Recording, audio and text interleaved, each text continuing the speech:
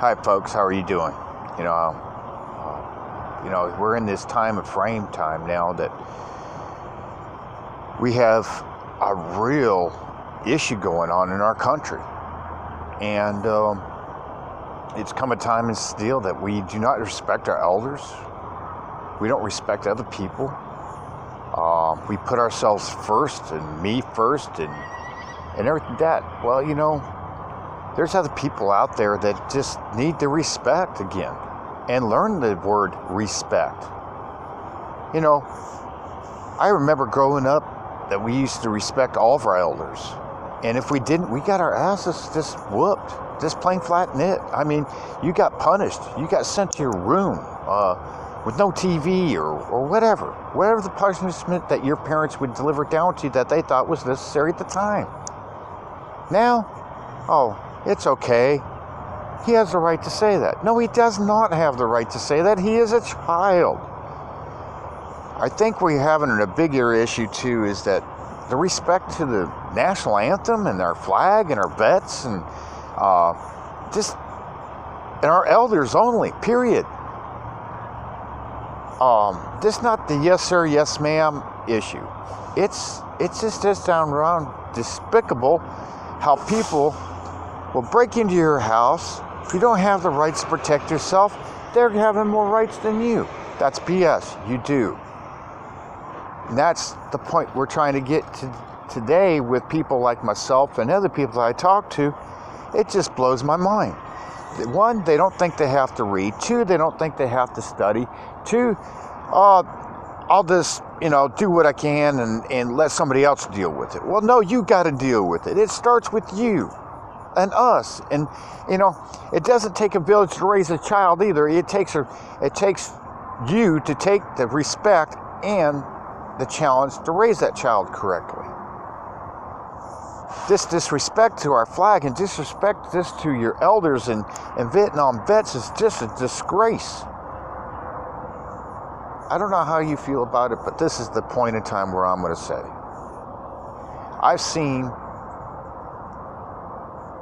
more issues with drugs, drinking.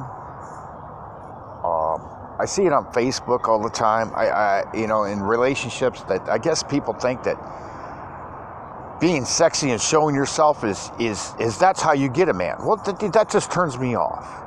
To me, it's more sexier than a woman comes up to me, says, "How are you doing?" and respectfully, and has a long dress on, and makes me think about what she has. That's holding respect for your own damn self. If you don't have respect for yourself, then how is your child going to have respect for themselves?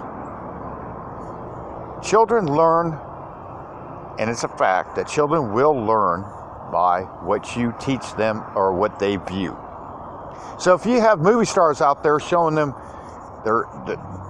showing all of this in their business and what they have underneath clothing with no clothing on, then how is that child going to grow up and reflect this? Is that what you want for your child? That's not what I want for my child. And I'm going to tell you something. That's the problem where we're sitting at. And I'll say this, and I'm going to say this on another subject, is in my life, I've seen more death than a lot of people will ever experience. And not just family members either. I got a call one time on my birthday before I got married. And it blew me away. I was searching in the woods for a friend of mine. And I'm not going to say his name because I respect him. I still respect him to this day. I still wish he was around so I could talk to him to hopefully maybe work out his struggles. And he was struggling. And he wouldn't talk to nobody. I called him and said, "Come on, man, talk to me." I got the call, but I kind of knew and had a funny feeling that something was up because I was just getting his voicemail when I'd call his house or call his cell phone. Just voicemail. And I took a trip back home. And talked to his mom and kind of seeked out where I kind of thought where he'd be at, and it was true. I found him. He committed suicide. And, I don't get it. I do get it, but I don't get it. But what I had faced was I wasn't really ready for it. It took me back, and it kind of made me really think about quite a few things. And I haven't talked about this. This is probably the second time I've really talked about this. But it's getting me in an upcoming situation, and we're seeing it more and more. I don't care if it's by a weapon, by drugs, or by choice, or by whatever. It's coming an epidemic with our vets, with our people, our society. And I don't know. You can't help somebody understand that. It's like my old man said to me, you can't lead a horse to the water and pump their tail as hard as you want. They're still not going to drink. It's up to that person to take that chance and take it where it has to go.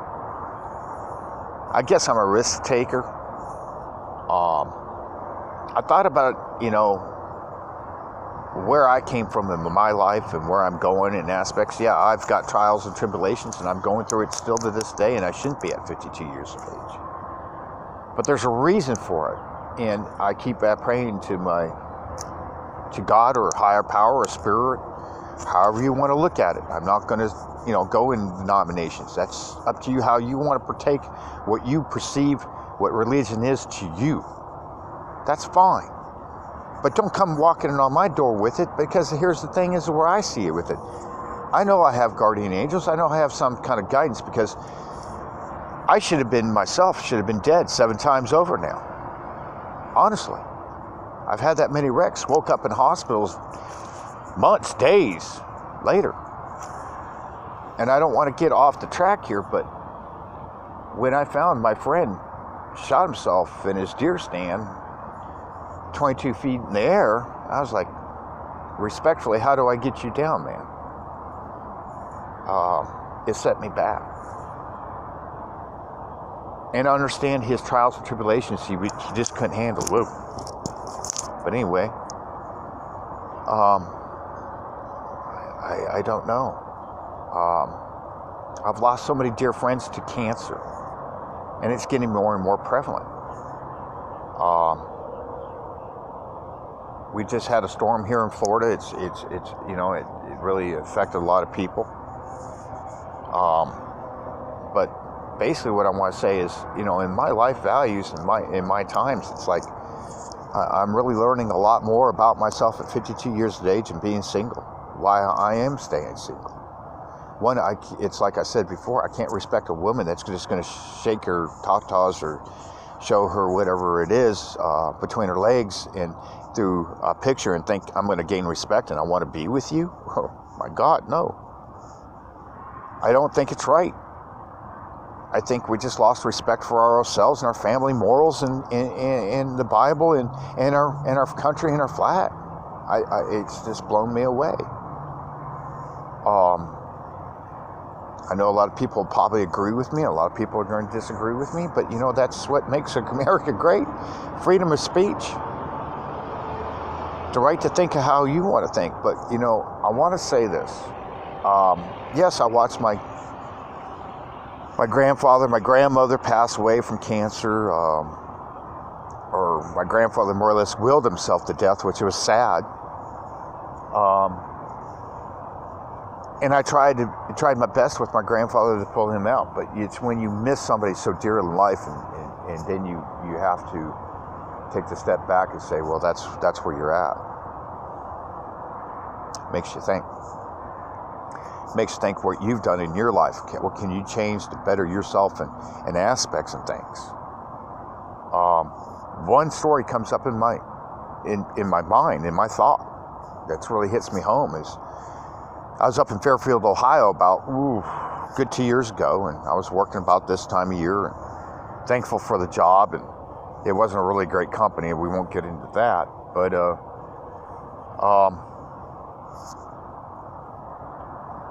gentleman, his wife, and his friends were sitting behind me. I was sitting at the bar because I'm single, and it's easier for me to leave a table open for somebody else. That's called respect. They were sitting just adjacent to me off my right shoulder, and I was kind of sitting down. They knew me. I went into lunch every day. Went in there for lunch every day. I just happened to take a very late lunch break. I think it was like 2, 3 o'clock. And I overheard them talking, the couples, they were kind of talking a little loud, and I just kind of overheard them talking about her husband, how he's has to go in for a stress check for this and that, and having health issues and everything like that. And I just felt a presence that was just unbelievable. And I didn't really take edge to it, but I just felt this strong presence, this strong power. And it wakes me. And next thing I know, the gentleman was talking about his heart and, how they're thinking he's already had a mild heart attack, The gentleman had to be in his 70s, I want to say maybe late 60s, early 70s. And all of a sudden the gentleman just collapses. And we're not talking from a chair, folks. We're talking from those high boy tables. They've got a pretty size. I don't want to say the restaurant because that's protecting them out of respect. And it kind of woke me. It kind of disturbed me. And it's just one thing that we have to really kind of deal with, and there are aspects of it that your time can be any time. You don't know when your time is. But anyway, the gentleman clenched it, was gasping for air. I kind of knew something was up because I felt this warm presence, and it was just a warm, peaceful presence, but very strong. And this gentleman comes from the other end. I'm clearing tables out, trying to help him, get him down to the ground, and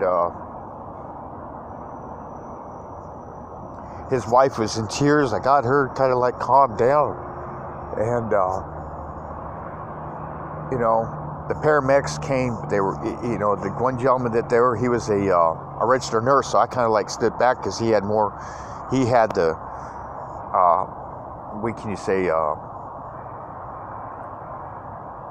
guidance to help him, or registration and everything to help him. And we're doing everything we can. I'm taking pulses. He's taking pulses. He's giving him CPR. We're trying to keep him there until the ambulance is, and at this present point in time, I just kept feeling this warmth presence. And I kind of knew he was already passed and already gone. I didn't say nothing. And the nurse did too. The guy that was a registered nurse there, he kind of did too. But since we've already started this, we got to keep going until the paramedics get there. And it really just sets you back. It makes you think. And how much we take for granted in our own lives, and what we do with our lives, and what's going on, and what we benefit, and how we benefit, I guess. And but anyway, his wife was very upset, and the paramedics were working on her, and the paramedics, her friends were kind of like standing back away from her, and the paramedic just kind of like switched around. There's like a wall, and it had like a bench seat there where people can sit and wait for their takeout orders, and she can't really see what's going on. And the paramedics are working. They're doing everything they can to save this guy. And, and they're trying to keep it low key, but yet, you got this commotion. You got a full restaurant, and I'd never finished my dinner. My coffee, my dinner, and everything was still sitting there, And I'm trying to keep the lady calm and trying to help her out. And, we were praying, and I knew she was a Christian faith woman, and she was talking in her tongues, and which is fine. That didn't bother me. That's her religion. That's respect that I can give, and the respect to another kind human being, because I'm sure he was a great guy. It sounded like he worked his rear end off for many years. But he definitely did pass. I found out like a day after. I ended up asking the barmaid that was actually working that night and the manager that was working that night when I went back in, and they told me you passed, and I said, yeah, I kind of knew that because that warmth presence. And I felt the same warmth presence from my grandmother when she passed for cancer, when they opened her up from surgery. Beautiful lady. Felt it when my dad passed, and it's just unreal. If anything, when you take and watch this video, I want you to do me a favor, and do yourself a favor. Respect other people. Teach your children how to get back to the basics that we need in this country. Respect your flag, respect our vets, say yes sir, no sir, or how can I help? Even if that little old lady doesn't really want to ask for help, at least open up the door for her. Or the little old man, open up the door for her. Or if you have a neighbor down the road, they're kind of like having issues or whatever, don't be asked to do something. Just do it, and don't ask anything in return. And I probably have done this a lot. I seen a gentleman the other day. I was coming out of Lake Wales probably about like 2 weeks ago. He was sitting in front of a gas station, pretty good sized one, and he had his dog there and everything that. And I went in, bought 2 bottles of water, and slipped him a 20. And I said, hey, make sure you eat. Make sure your dog does too. I knew he looked like he'd worked and had fallen on hard times, and he was a young man, but but just falling on hard times. And this is what we're facing today. Hard times. We can get on those aspects. We can see political differences on this, and you can take however many views you want on this. When is it your time to quit taking views on this and quit judging people for what the wrapper you see on the outside? Get the time to know that person.